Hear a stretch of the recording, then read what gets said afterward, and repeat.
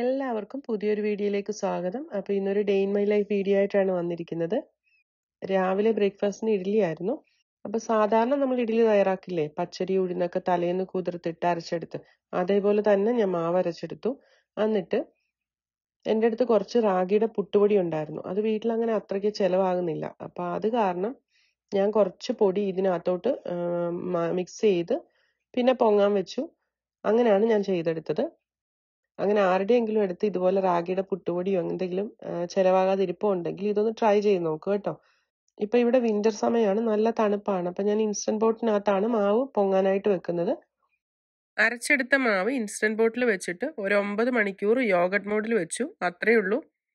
തൈരൊക്കെ set ചെയ്യാനായിട്ട് വെക്കുന്ന ഒരു മോഡാണ് യോഗട്ട് മോഡ്. രാവിലെ ആയപ്പോഴത്തേക്ക് നമ്മുടെ ഇഡ്ഡലി മാവെല്ലാം നല്ലപോലെ പൊങ്ങി റെഡിയായി വന്നിട്ടുണ്ട്. ഈ ഒരു പാത്രം ഇതിന്റെ കൂടെ തന്നെ കിട്ടുന്ന ഒരു പാത്രമാണ്. ഇത് 8 ലിറ്റർ ആണ്. ഞാൻ ഗ്രൈൻഡറിൽ അരയ്ക്കുന്നതുകൊണ്ട് ഞാൻ പറഞ്ഞില്ലേ, അതെടുത്ത് കഴുകുന്നതൊക്കെ ബുദ്ധിമുട്ട് കാരണം ഒരു 3-4 ദിവസത്തേക്ക് ഒന്നിച്ച് അരച്ചു വെക്കും. ഇഡ്ഡലിയുടെ ഒരു പാകത്തിന് കുറച്ച് തിക്കായിട്ടാണ് ഞാൻ എപ്പോഴും മാവ് അരച്ചെടുക്കുന്നത്. പിന്നെ ദോശയ്ക്ക് വേണമെങ്കിൽ അല്പം വെള്ളം ഒഴിച്ച് ലൂസാക്കി എടുക്കത്തേ ഉള്ളൂ. ഞാൻ ഇതൊരിക്കലും ഇൻസ്റ്റയിൽ പോസ്റ്റ് ചെയ്ത സമയത്ത് കുറെ പേര് ചോദിച്ചിരുന്നു കേട്ടോ. അപ്പൊ ഇതേപോലെയാണ് ചെയ്തിരിക്കുന്നത്. ഇപ്പോഴത്തേക്കുള്ളതെടുത്ത് മാറ്റിയിട്ട് ബാക്കിയുള്ള മാവ് പൈറക്സിന്റെ പാത്രത്തിലാക്കി ഫ്രിഡ്ജിലേക്ക് എടുത്ത് മാറ്റി വെക്കും.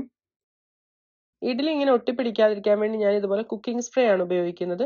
അപ്പൊ ഇത് നിങ്ങൾ കാസ്റ്റ് അയൺ ഉപയോഗിക്കുന്നവർക്കോ അല്ലെങ്കിൽ കേക്ക് ഒക്കെ ബേക്ക് ചെയ്യുന്ന സമയത്ത് ബേക്കിംഗ് പാനിലും ഒക്കെ ഇങ്ങനെ ഒട്ടിപ്പിടിക്കാതിരിക്കാൻ വേണ്ടി കുക്കിംഗ് സ്പ്രേ ഉപയോഗിച്ചു കഴിഞ്ഞാൽ നല്ലതായിരിക്കും. ഒട്ടും തന്നെ ഒട്ടിപ്പിടിക്കത്തില്ല. ഇപ്പൊ തണുപ്പുള്ള സ്ഥലത്തൊക്കെ ആണെങ്കിൽ വെളിച്ചെണ്ണയുടെ കുക്കിംഗ് സ്പ്രേ മേടിച്ചാൽ അത്രയ്ക്ക് വർക്ക് ചെയ്യത്തില്ല. അത് ചിലപ്പോൾ കട്ടിയായി പോകും.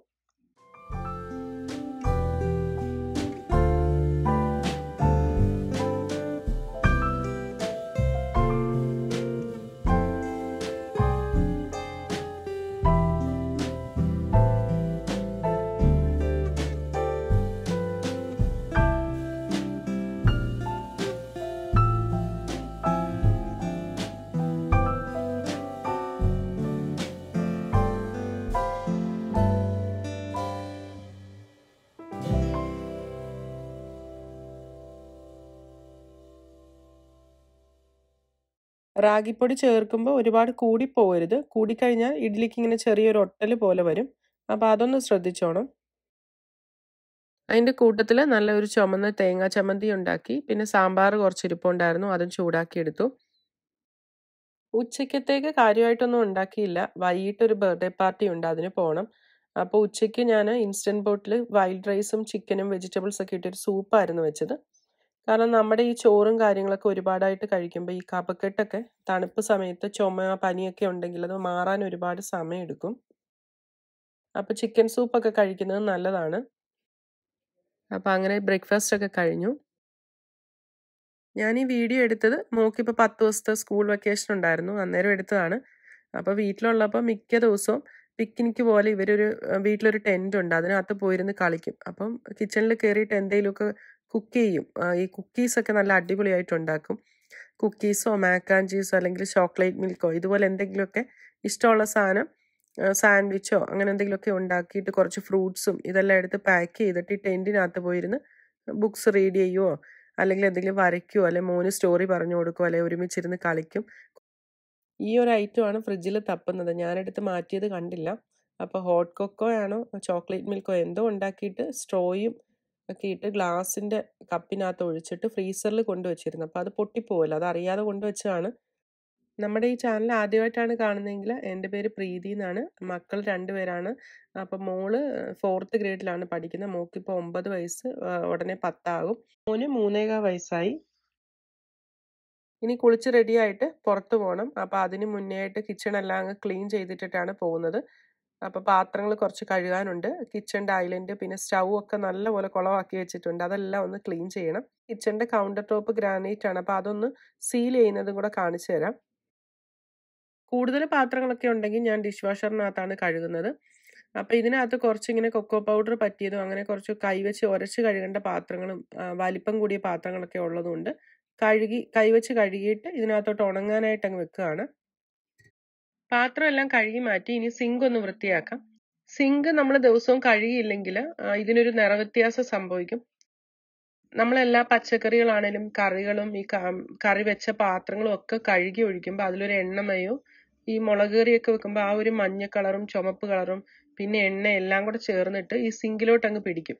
പിന്നെ അതുപോലെ നമ്മുടെ ചുമന്ന മട്ടേരി കഴുകുമ്പോൾ അതിനൊരു തവിടുണ്ട്, അത് പിടിക്കും. പിന്നെ ചായയുടെ കറ, ഇങ്ങനെ പലതരത്തിലുള്ള നമ്മൾ ഉപയോഗിക്കുന്ന മസാലകളുടെയും ഒക്കെ കറകൾ ഈ സിങ്കിലോട്ട് പിടിച്ചു കഴിയുമ്പം നമ്മൾ എല്ലാ ദിവസവും ഇത് കഴുകിയിട്ടില്ലെങ്കിൽ ഈ സിങ്കിന്റെ ആ ഒരു പുതുമ അങ്ങ് നഷ്ടപ്പെടും. ഡാനിന്റെ ഒരു ഡിഷ് സ്പ്രേ ഉപയോഗിച്ചിട്ടാണ് ഞാൻ കഴുകിയിരിക്കുന്നത്. പിന്നെ ആ ഗ്രാനൈറ്റ് സിങ്കും കൂടെ ഒട്ടിച്ചു വെച്ചേക്കുന്ന ആ ഒരു പാർട്ടിൽ വെള്ളം കെട്ടി നിന്നിട്ട് മോൾഡ് പിടിക്കാനുള്ള ചാൻസ് ഉണ്ട്. അതുകൊണ്ട് ആഴ്ചയിൽ ഒരിക്കലെങ്കിലും ഒരു ബ്രഷ് ഉപയോഗിച്ച് നല്ലതുപോലെ തേച്ച് കഴുകണം. അപ്പൊ എല്ലാ ദിവസവും ഇതുപോലെ ഒന്ന് കഴുകി സൂക്ഷിച്ചാൽ നല്ല വൃത്തിയായിട്ട് തിളങ്ങുന്ന സിങ്കും കിട്ടും, ഒരു മണവും കാര്യങ്ങളും ഒന്നും ഉണ്ടാകത്തില്ല, നല്ല നീറ്റായിട്ട് കിടക്കുകയും ചെയ്യും. നേരത്തെ ഒരിക്കൽ ആരോ ചോദിച്ചിട്ടുണ്ടായിരുന്നു ഇത് റിയൽ പ്ലാന്റ് ആണോ എന്ന്. അപ്പൊ റിയൽ ആയിട്ടുള്ളതാണ്. ഈ ബുദ്ധന്റെ മുകളിൽ ഇരിക്കുന്നത് എൻജോയ് പോത്തോസ് ആണ്. ഇത് സ്കിൻഡാസസ് ഫാമിലിപ്പെട്ടതാണ്. സിൽവർ സ്പ്ലാഷ് പോത്തോസ് എന്ന് പറയും.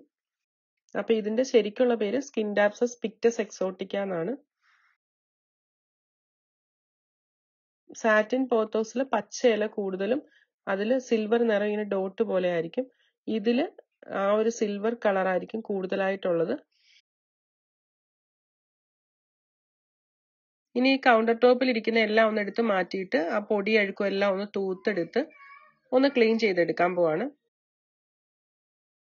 ഇതുപോലത്തെ മൈക്രോഫൈബറിന്റെ തുണി ഉണ്ടെങ്കിൽ ക്ലീൻ ചെയ്യാൻ നല്ലതാണ്, പൊടി തൂക്കാനും അതുപോലെ എവിടെയെങ്കിലുമൊക്കെ വെള്ളം വെച്ചിട്ടുള്ളത് ക്ലീൻ ചെയ്യാനും. വെള്ളം നന്നായിട്ട് വലിച്ചെടുക്കും. ഒരു 2 വർഷം മുമ്പ് ഞാൻ വാങ്ങിച്ചതാണ്, നന്നായിട്ട് ലാസ്റ്റ് ചെയ്യും. ഞാൻ മെതേഡിന്റെ ഒരു ഓൾ പർപ്പസ് ക്ലീനർ ആണ് ഉപയോഗിച്ചിരിക്കുന്നത്. ഇതൊരു പ്ലാന്റ് ബേസ്ഡ് പ്രോഡക്റ്റ് ആണ്, ഇവിടെ കോമൺ ആയിട്ട് കിട്ടുന്നതാണ്. സാധാരണ ഇതൊന്ന് സ്പ്രേ ചെയ്തിട്ട് വൈപ്പ് ചെയ്തെടുക്കത്തേ ഉള്ളൂ. ഇന്നിപ്പോൾ ചോക്ലേറ്റ് മിൽക്ക് ഒക്കെ വീണ് ഒന്ന് കരിഞ്ഞു പിടിച്ചിരിപ്പുണ്ട്, അതൊന്ന് ബ്രഷ് ചെയ്തിട്ട് തുടച്ചെടുക്കാം.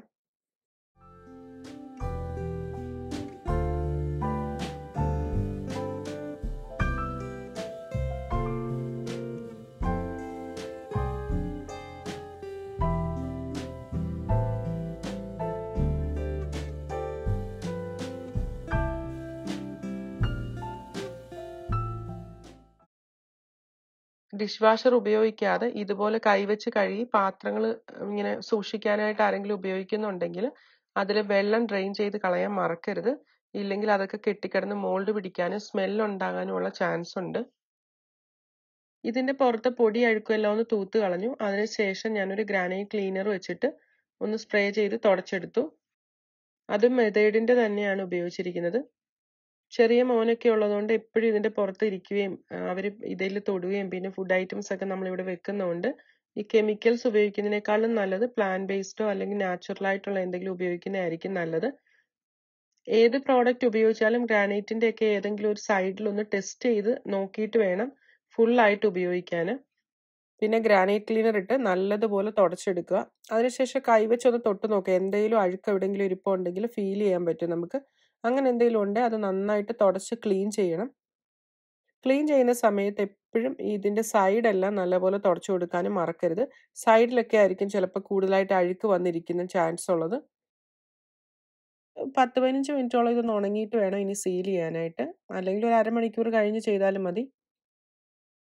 സീൽ ചെയ്യുന്നതിനായിട്ട് ഗ്രാനൈറ്റ് സീലർ ആൻഡ് പ്രൊട്ടക്റ്റർ എന്നും പറഞ്ഞ് ഈ ഒരു പ്രോഡക്റ്റ് ആണ് ഞാൻ വാങ്ങിച്ചത്. ഇതുപോലെ ഒരുപാട് ബ്രാൻഡ് ഓൺലൈനായിട്ടും കടയിലും ഒക്കെ വാങ്ങിക്കാൻ കിട്ടും. അപ്പോൾ റിവ്യൂസ് നോക്കിയിട്ട് ഏതെങ്കിലും വാങ്ങിയാൽ മതി. ഇത് യൂസ് ചെയ്യേണ്ട ഫുൾ ഇൻസ്ട്രക്ഷൻസ് ഇതിന്റെ പുറകിൽ തന്നെ കൊടുത്തിട്ടുണ്ട്. നല്ല ക്ലീൻ ആയിട്ട് ഉണങ്ങി കിടക്കുന്ന കൗണ്ടർ ടോപ്പിലേക്ക് വേണം ഇത് സ്പ്രേ ചെയ്യാൻ. എല്ലായിടത്തും സ്പ്രേ ചെയ്ത് കഴിഞ്ഞിട്ട് ഒരു മൈക്രോഫൈബറിന്റെ തുണി കൊണ്ട് നല്ലതുപോലെ തുടച്ച് അതിലേക്ക് തേച്ച് പിടിപ്പിക്കുക. ഗ്രാനൈറ്റ് ക്ലീൻ ചെയ്യാനായിട്ട് ഒരിക്കലും വിനാഗിരി, നാരങ്ങ നീര്, അതുപോലെ സിട്രിക് ആയിട്ടുള്ള ഒരു കാര്യം ഉപയോഗിച്ചുകൂടാ. പിന്നെ ലൈസോള്, ക്ലോറക്സിൻ്റെ ഒക്കെ ഡിസിൻഫെക്റ്റിംഗ് വൈപ്സ് ഉണ്ടല്ലോ, അതിലൊക്കെ പ്രൈമറി ഇൻഗ്രീഡിയൻറ്റ് സിട്രിക് ആസിഡ് ആണ്. പിന്നെ ബ്ലീച്ച് ഉണ്ട്.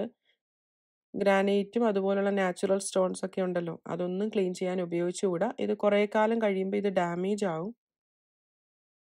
അപ്പോൾ ഇതിന്റെ സൈഡും പിന്നെ കൂടുതലായിട്ട് എണ്ണയും വെള്ളമൊക്കെ വീഴാൻ ചാൻസ് ഉള്ള സ്റ്റൗവിന്റെ 2 സൈഡ് പിന്നെ സിങ്കിന് ചുറ്റുമൊക്കെ നല്ലതുപോലെ തേച്ച് പിടിപ്പിക്കണം.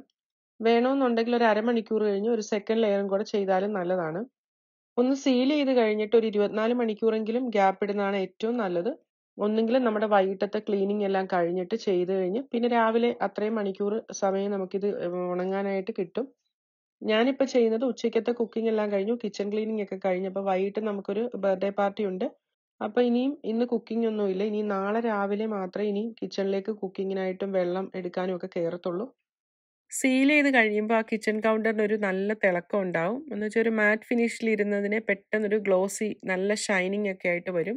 ഗ്രാനൈറ്റ് സീൽ ചെയ്യുന്നത് ഇതൊരു നാച്ചുറൽ സ്റ്റോൺ ആണല്ലോ, അപ്പോൾ ഇത് വളരെ പോറസ് ആണ്. അപ്പോൾ അതിലേക്ക് വെള്ളം, എണ്ണ ഇതുപോലൊക്കെ കുറേ കാലം നമ്മളിങ്ങനെ ഉപയോഗിച്ച് വരുമ്പോൾ ഇതിൻ്റെ ആ ഒരു സീലിംഗ് ഒക്കെ നഷ്ടപ്പെട്ടിട്ട് ഉള്ളിലേക്ക് ഇത് വലിച്ചെടുക്കും. അങ്ങനെ ഈ വെള്ളവും എണ്ണയും ഒന്നും ഉള്ളിലേക്ക് പോവാതിരിക്കുന്നതിന് വേണ്ടിയിട്ടാണ് നമ്മളിത് സീൽ ചെയ്യുന്നത്. ഈ ഒരു സീലിംഗ് ഇതിലേക്ക് പിടിക്കുന്നതിനായിട്ട് ഒരു 20 മിനിറ്റെങ്കിലും എടുക്കും. അത് കഴിഞ്ഞിട്ട് നമുക്ക് കുറച്ച് വെള്ളം ഒഴിച്ചൊന്ന് ടെസ്റ്റ് ചെയ്ത് നോക്കാം ഇത് സീലായിട്ടുണ്ടോ എന്നുള്ളത്. നല്ലതുപോലെ സീലായിട്ടുണ്ടെങ്കിൽ ഈ വെള്ളം ഇതുപോലെ തന്നെ കിടക്കും. സീലായിട്ടില്ലെങ്കിൽ ഈ വെള്ളം ഉള്ളിലേക്ക് അത് വലിച്ചെടുക്കും. അപ്പോൾ 2 3 ലെയർ ഒന്നും കൂടെ സീൽ ചെയ്യുന്നതായിരിക്കും നല്ലത്. നാട്ടിലെ കിച്ചണിലൊക്കെ ഗ്രാനൈറ്റ് കറുപ്പ് നിറത്തിലാണ് കൂടുതലായിട്ട് കണ്ടിട്ടുള്ളത്. എനിക്ക് തോന്നുന്നു അഴുക്ക് പറ്റിയാൽ അറിയാതിരിക്കാൻ വേണ്ടിയിട്ടായിരിക്കാം. ഇവിടെയൊക്കെ വൈറ്റോ അല്ലെങ്കിൽ അതുപോലെ ലൈറ്റ് കളേഴ്സാണ് കൂടുതലായിട്ടും വരുന്നത്. അപ്പോൾ പെട്ടെന്ന് അറിയാൻ പറ്റും നമ്മൾ നല്ല രീതിയിൽ സൂക്ഷിച്ചിട്ടില്ലെങ്കിൽ പെട്ടെന്ന് അത് ഡാമേജ് ആയി പോവുകയും ചെയ്യും. ഇപ്പോൾ സ്റ്റൗവും സിങ്കും കിച്ചൺ കൗണ്ടറും എല്ലാം നല്ലപോലെ ക്ലീൻ ആയിട്ടുണ്ട്. അപ്പോൾ സിങ്കിനകത്തെ വെള്ളം എല്ലാം പോയി നല്ലപോലെ ഡ്രൈ ആയി. ഇനി നല്ലൊരു ഫ്രഷ് സ്മെല്ലിന് വേണ്ടിയിട്ട് നാച്ചുറൽ ആയിട്ടുള്ള എന്തെങ്കിലും ഒരു എസൻഷ്യൽ ഓയിൽ 1-2 തുള്ളി ഒഴിച്ചാൽ നല്ല സ്മെല്ലായിരിക്കും. നമ്മൾ വീട്ടിൽ തന്നെ ഉണ്ടെങ്കിൽ ക്യാൻഡിൽ കത്തിച്ച് വെച്ചാലും മതി. ഇപ്പം നമ്മൾ പുറത്തു പോകുന്ന കാരണം ഞാൻ എല്ലാം ഒന്ന് ക്ലീൻ ചെയ്തിട്ട് ജസ്റ്റ് എസൻഷ്യൽ ഓയിലാണ് ഒഴിച്ചു കൊടുക്കുന്നത്. അപ്പോൾ ഈ ഒരു വീഡിയോ നിങ്ങൾക്ക് ഉപകാരപ്രദമായിട്ട് തോന്നുന്നുണ്ടെങ്കിൽ കമൻറ്റ് ചെയ്യുക. ഫ്രണ്ട്സിനും ഫാമിലിക്കും ഒക്കെ ലിങ്ക് ഒന്ന് ഷെയർ ചെയ്ത് കൊടുക്കുക. ചാനൽ ഇഷ്ടമായിട്ടുണ്ടെങ്കിൽ സബ്സ്ക്രൈബ് ചെയ്യാനും മറക്കരുത്. ഇനി മറ്റൊരു നല്ല വീഡിയോ ആയിട്ട് വീണ്ടും കാണാം.